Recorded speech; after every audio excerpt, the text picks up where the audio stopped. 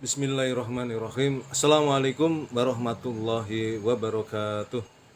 Alhamdulillah. Alhamdulillahirabbil alamin. Assalatu wassalamu asrofil anbiya wal mursalin Sayyidina Muhammadin wa ala alihi wa sahbihi ajma'in. Rabbi israh li sadri wa yassir li amri wahlul 'uqdatam min lisani yafqahu qawli. Halo teman-teman sekalian, apa kabar?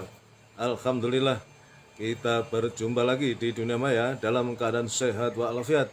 Dan oleh karena itu mari kita terus bersyukur kepada Allah Subhanahu wa taala atas segala karunia yang dilimpahkan kepada kita yang begitu banyak dan mustahil kita bisa menghitungnya. Di antaranya adalah karunia kesehatan, karunia kesempatan, karunia umur panjang yang barokah, dan tentu karunia yang paling agung adalah karunia iman dan Islam. Karena dengan keduanya itulah kita akan selamat fid dunya wal akhirah.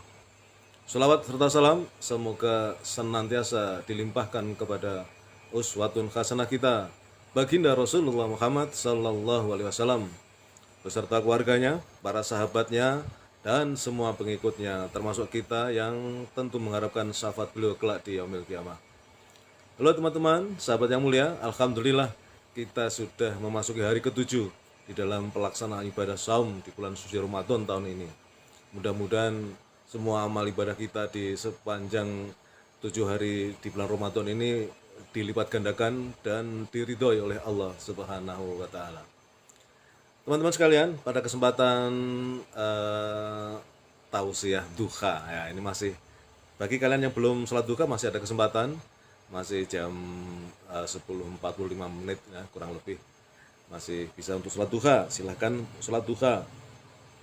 Dan pada kesempatan hari ini saya akan menyampaikan tentang supaya punya satu kontekstual ya dengan situasi yang sekarang masih terjadi di bulan Ramadan bersamaan dengan suasana menunggu hasil pemilu dan khususnya pilpres. Nah, yang ditunggu-tunggu kan pilpresnya ini.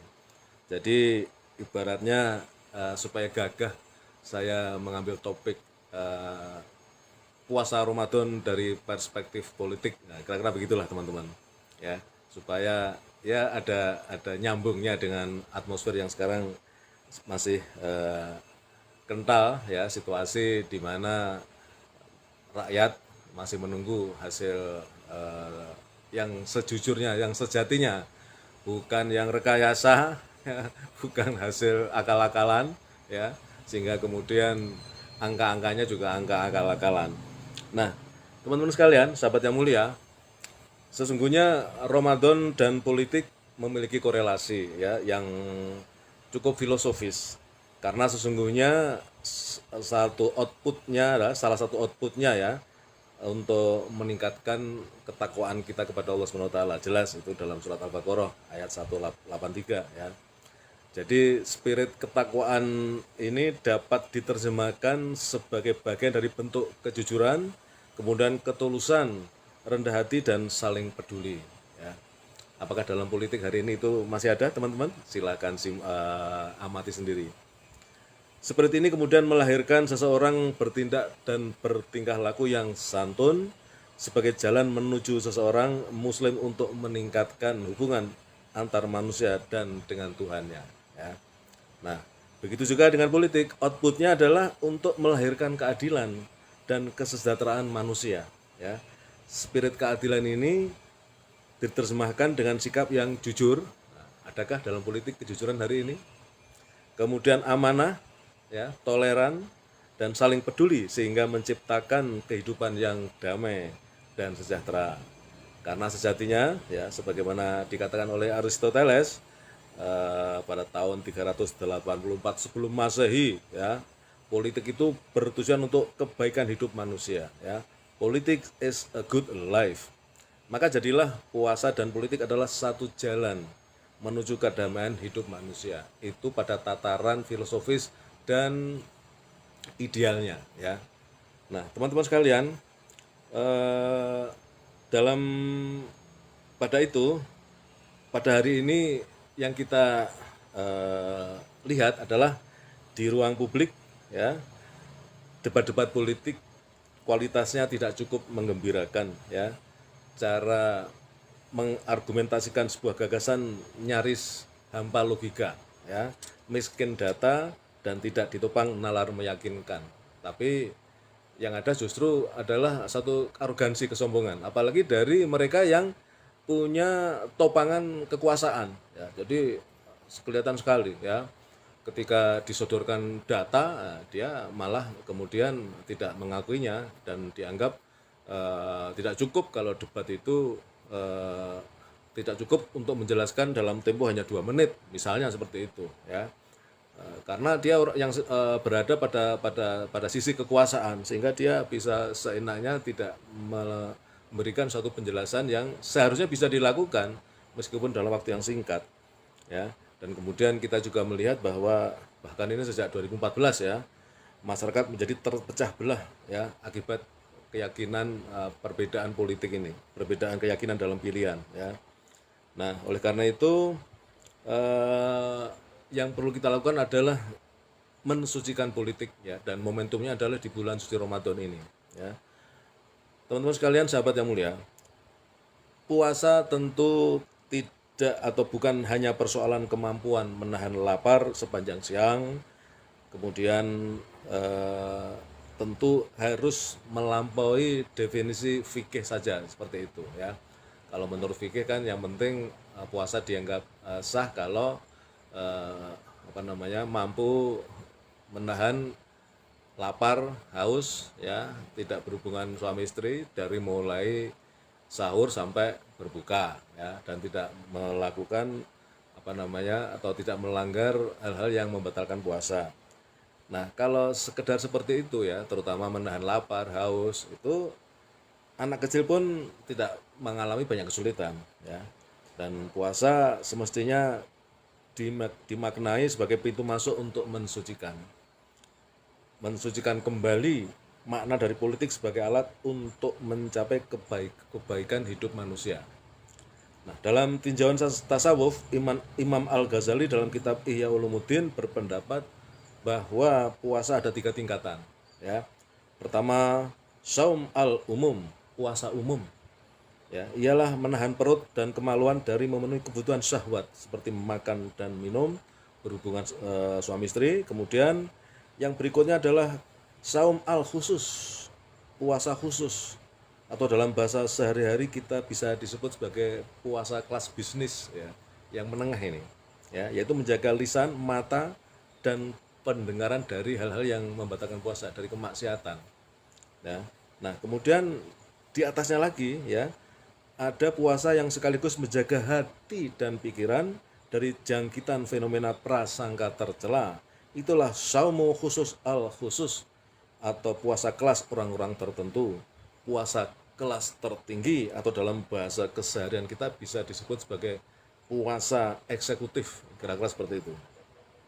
Nah, terkait dengan dunia politik, khususnya dalam kontestasi pemilu yang sekarang sudah berakhir tapi kita masih menunggu hasilnya, ya, maka seyogianya bermuara pada upaya mewujudkan tertib politik, ya, maupun tertib sosial, ya. Karena rakyat memerlukan keseimbangan langkah untuk mewujudkan ketertiban dalam berpolitik dan keteraturan dalam bermasyarakat. Itu ideal yang diinginkan oleh rakyat. Tapi per hari ini, ya, rakyat terpaksa harus turun ke jalan, ya. Terpaksa harus turun ke jalan karena apa yang mereka inginkan itu tidak digubris oleh penguasa, ya. Terpaksa muncullah parlemen jalanan, ya. Nah, kemudian Imam Asy-Syatibi dalam kitab Al-Muwafaqat mengatakan bahwa seseorang yang bekerja dalam kancah politik setidaknya harus memiliki 5 hal yang wajib dipelihara atau dijaga, yaitu yang pertama, menjaga agama, hifzu ad-din, ya. Coba ini kita periksa, ya. Terutama kita bicara di lingkungan umat Islam, ya. Bagaimana, apakah umat Islam ini lebih setia kepada agamanya atau kepada partainya, ya? Ini pertanyaan, ya.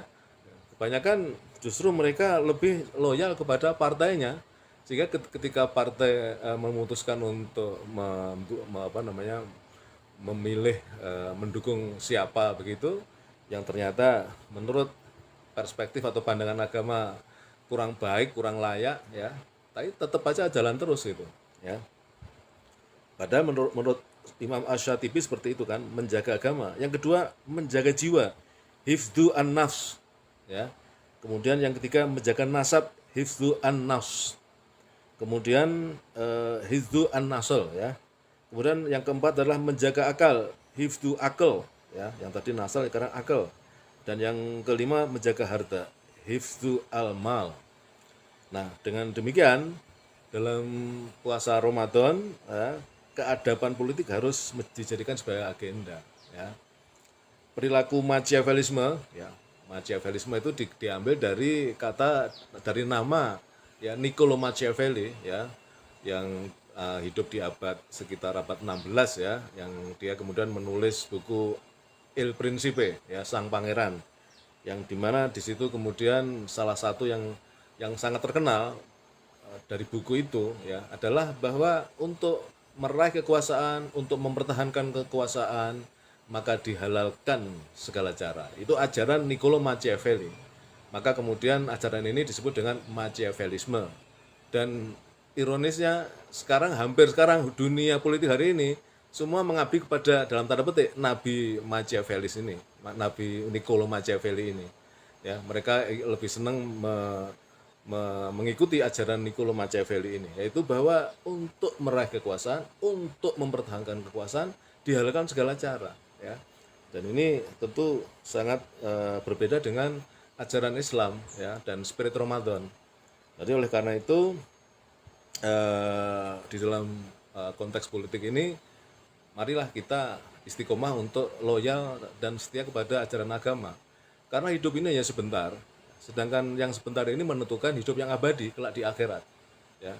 Jadi perkara yang sebiji zarah aja akan dipertanggungjawabkan di yaumil hisab, apalagi perkara dalam persoalan memilih calon pemimpin yang akan ngurusi ratusan juta manusia. Nggak bisa main-main, ya. Jadi kalau dari teman-teman, ya, khususnya yang muslim ini, ya, berhati-hatilah, ya. Jadi sangat berbahaya kalau Anda kemudian lebih memilih sesuai dengan kebijakan partai, kebijakan pimpinan partai, ya kan, yang akhirnya justru kemudian nanti akan mencelakakan nasib Anda di akhirat, ya. Sangat disayangkan, ya.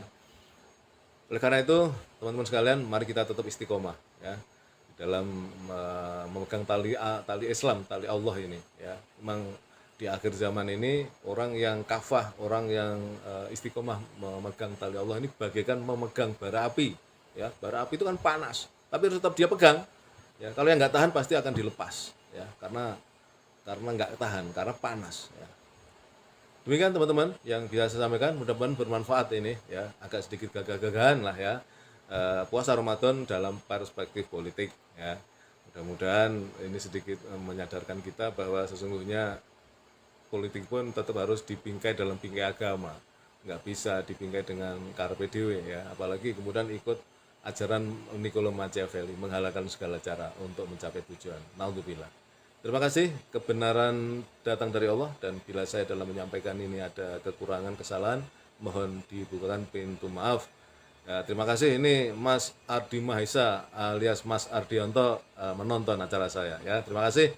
Mudah-mudahan ikhtiar Mas Ardianto untuk kembali eksis di dunia per YouTubean menghasilkan cuan lagi, sehingga saya bisa ikut nunut. Terima kasih. Assalamualaikum warahmatullahi wabarakatuh.